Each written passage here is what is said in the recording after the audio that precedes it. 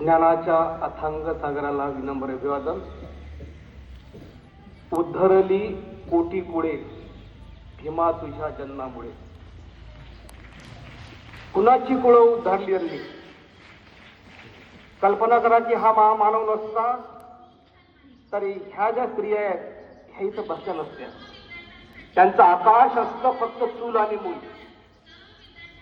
हा महामानव जर नसता तर इथले बहुजन इथले ओबीसी इथं बसले नसते. त्यांचं आकाश असतं फक्त शेती आणि माती.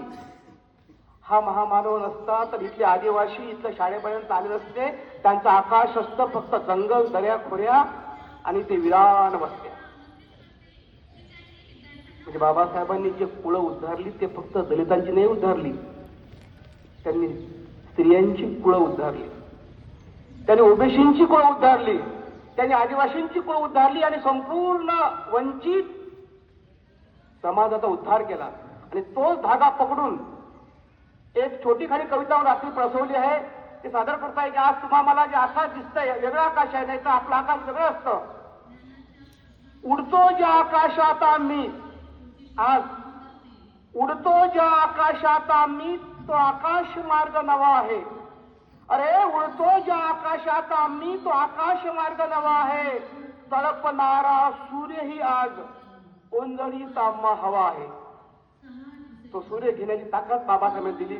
उडतो ज्या आकाशात आम्ही तो आकाश मार्ग नवा आहे. तळपणारा सूर्यही आज ओंजळीत आम्हा हवा आहे.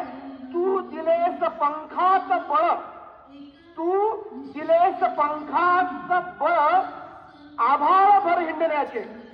तू दिलेस पंखात बळ आभारभर हिंडण्याचे.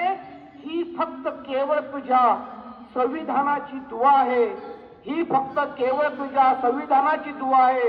उडतो ज्या आकाशात आम्ही तो आकाश मार्ग नवा आहे. भरू लागल्या जखमा आता, भरू लागल्या जखमा आता त्या शापित विषमतेच्या.